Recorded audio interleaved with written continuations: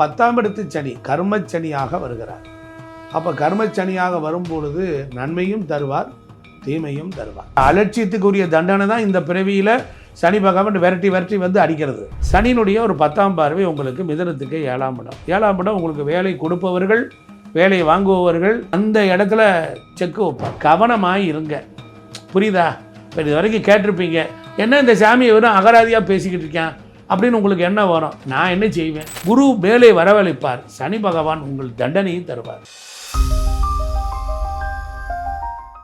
வணக்கம் நேயர்களே, மீண்டும் உங்களை சந்திப்பதில் மகிழ்ச்சி அடைகின்றேன். எல்லோருக்கும் வணக்கம். வாக்கிய பஞ்சாங்கத்தின்படி 2026 சனி பயிற்சி பலன்கள். இந்த சனி பயிற்சி பலன்கள் எப்படி இருக்கும்? பொதுவாக சனி பகவான் இந்த ஆண்டு 6/3/2026 மார்ச் மாதம் 2.5 வருடங்களுக்கு ஒரு முறை சனி பகவான் பயிற்சி ஆவார்.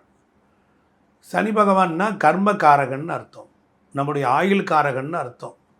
நம்மளுடைய குலதெய்வத்தினுடைய அருள் கடாட்சம் வேணும்னா சனி வேண்டும்.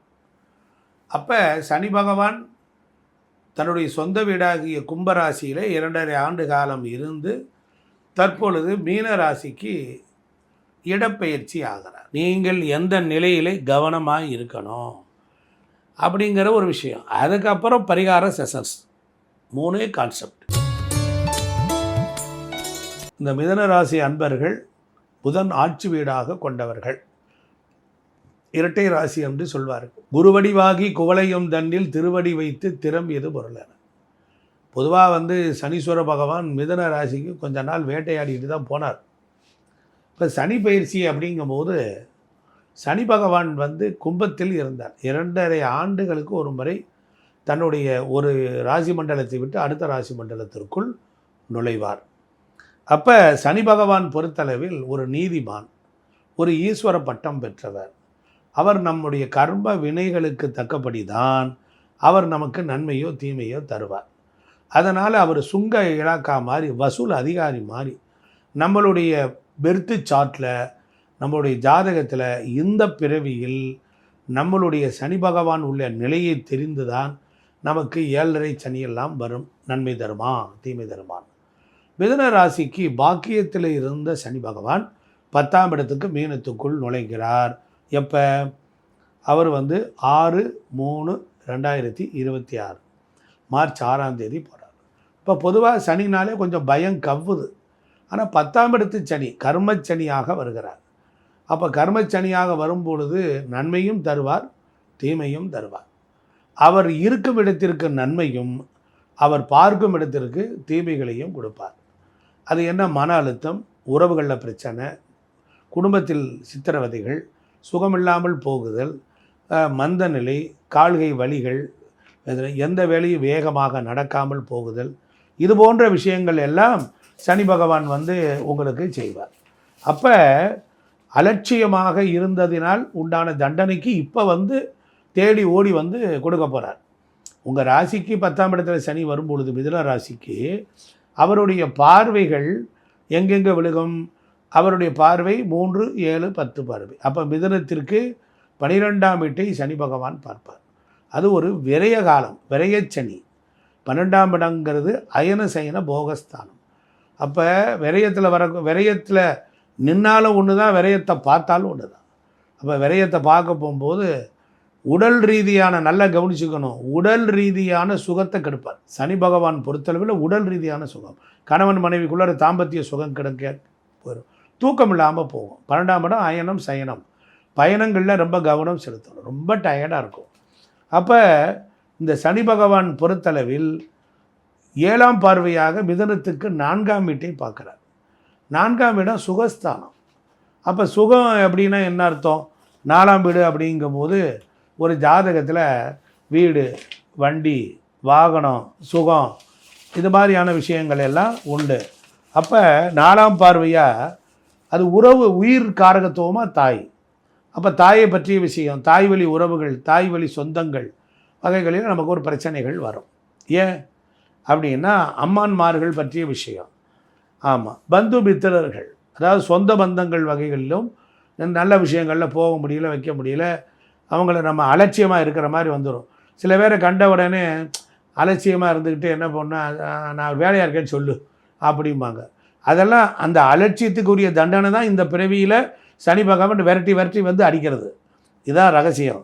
அப்போ மருமக்களோட சண்டை போடுதல், மருமக்கள் ஒத்துழைக்காமல் போகுதல், அப்புறம் உங்களுடைய வித்தை, அப்போ கல்வி, ஞானம், ஒரு தொழில் செய்கிற இடத்துல என்ன ஆகும், தொழில் சோபிச்சு போகுது, சோபிக்காது, நல்ல முறையில் இருக்காது. ஏன்னா சனி பார்க்குறாரு, அப்போ வெளிச்சம் இருக்காது, அப்போ வியாபாரம் நல்லா இருக்காது, வேலைக்கு ஆள் கிடைக்காது. ஒரு வேலை வச்சு செய்கிறீங்கன்னா வேலைக்கு ஆள் கிடைக்காது. அப்போ லேபர்ஸ், சனினா லேபர், அப்போ லேபர் என்ன ஆகும், பாதிப்பை கொடுப்பார்.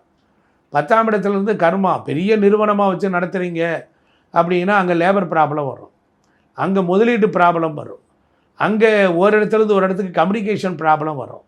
ஏன்னா மிதுன ராசி அது கம்யூனிகேஷன் ராசி. அப்போ அதுக்கு 10ஆம் இடத்துல சனி இருக்கும் பொழுது இந்த மிதுனத்திற்கு அட்டமாதிபதியும் பாக்கியாதிபதி ஆனனால அவர் வந்து என்ன 10ஆம் இடத்துல இருக்கிறனால தொழிலை கஷ்டப்பட்டு தான் நடத்தணும். தொழிலில் இருக்கக்கூடிய யோகங்கள்லாம் தடைப்படும், நல்லா கவனிச்சுக்கணும், தடைப்பட ஆரம்பிக்கும். அதுபோல் வியாபாரத்தில் கவனம், சுகம் இல்லாமல் போகும், சௌக்கியம் இல்லாமல் இருக்கணும். அதுபோல் இருக்க பால், பசுக்கள், கால்நடைகள் இவைகளிலும் சிரமங்கள் வரும். மாடு செத்து போகுது, விவசாயத்தில் ஒன்றும் பண்ண முடியல அப்படின்னு. அப்போ நமக்கு கிடைக்க வேண்டிய வெற்றி, புகழ்லாம் தடைபட ஆரம்பிச்சிடுது. அப்போ தண்ணீர் விஷயத்தில் நல்லா இருந்தது, திடீர்னு போரில் தண்ணி இல்லை, நல்லா இருந்து கிணத்துல தண்ணி குறைஞ்சி போச்சு, எல்லா பக்கம் தண்ணி இருக்குது, எனக்கு மாத்திரம். இந்த மாதிரியான ஒரு கசப்புகள். அதுக்கப்புறம் ஆசனம், இருக்கை, உங்களுக்குன்னு இருக்கக்கூடிய இடத்துல இருக்கக்கூடிய ஒரு மதிப்பு மரியாதை அது கெட்டு போயிடுது. ஸோ இப்படியெல்லாம் இருப்பதினால் நீங்கள் சனி பகவானிடம் வந்து கவனமாக இருக்கணும். இப்போ என்ன தான் செய்யணும், இன்னும் குறையும் சொல்கிறேன். சனியினுடைய ஒரு 10ஆம் பார்வை உங்களுக்கு மிதுனத்துக்கு 7ஆம் இடம். 7ஆம் இடம் உங்களுக்கு வேலை கொடுப்பவர்கள், வேலை வாங்குபவர்கள், உங்களிடத்தில் வேலைக்கு இருப்பவர்கள், நீங்கள் வெளி உலகத்தோடு தொடர்பு கொள்ளவர்கள். அந்த இடத்துல செக்கு வைப்பார். என்ன சாமினார், மனைவியே ஒத்துழைக்க மாட்டா, சண்டை போட்டு போயிடுவா. மனைவி இது வரைக்கும் தொழிலுக்கு ஹெல்ப் பண்ணிக்கிட்டு இருப்பா, திடீர்னு மூஞ்சியை சுரிச்சிக்கிட்டு போயிடுவா. இல்லைன்னா மனைவி பேரில் போட்டிருக்கிற தொழிலில் இருக்கக்கூடிய இதில் ப்ராப்ளம் வந்துக்கிட்டு இருக்கோம். இப்படிலாம் இருக்கும், ஒன்றுக்கு மேற்பட்ட தொழில். அப்போ மனைவியை பற்றி சகல விஷயம், ஆணாக இருந்தால் பெண், பெண்ணாக இருந்தால் ஆண். அப்புறம் கல்யாணம் ஆகி கொஞ்சம் பிரச்சனை வரும், அப்புறம் செக்ஷுவல் பொட்டன்ஷியல் இயங்காது, அப்புறம் போகம் இல்லாமல் போகும், காமமே இருக்காது, வேலைன்னு போகிறோம்.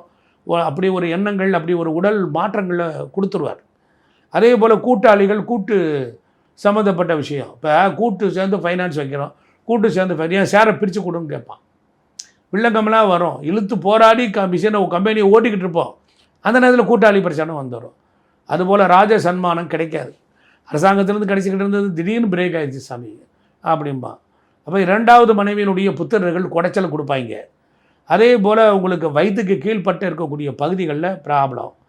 அதே போல் மதம், நீங்கள் சார்ந்திருக்கிற சமயம், மதம், அசோசியேஷன், இந்த மாதிரியான இடங்கள்லேயும் உங்களுக்கு பிரச்சனை வந்துடும்.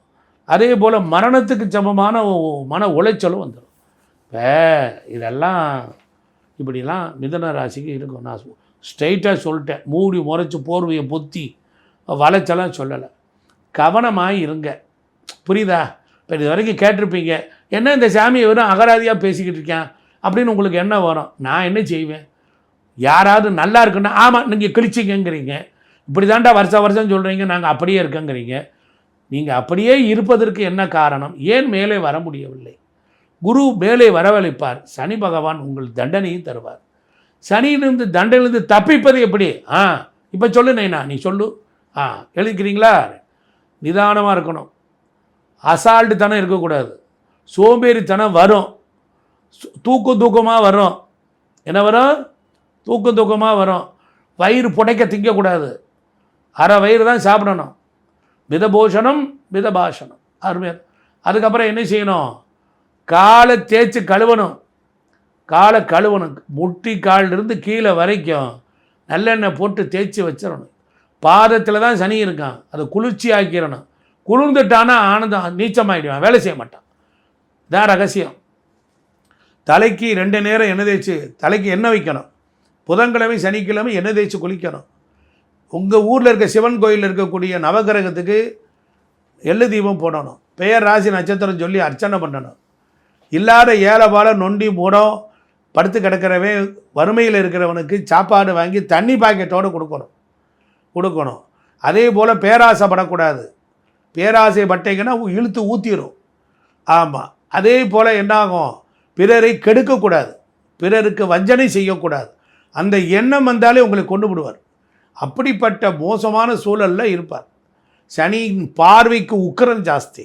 அதனால் அவர் நீதிமான், நியாயவான். அதனால் துன்பத்தை கொடுக்க ரெடியாக இருக்காருன்னு அர்த்தம்.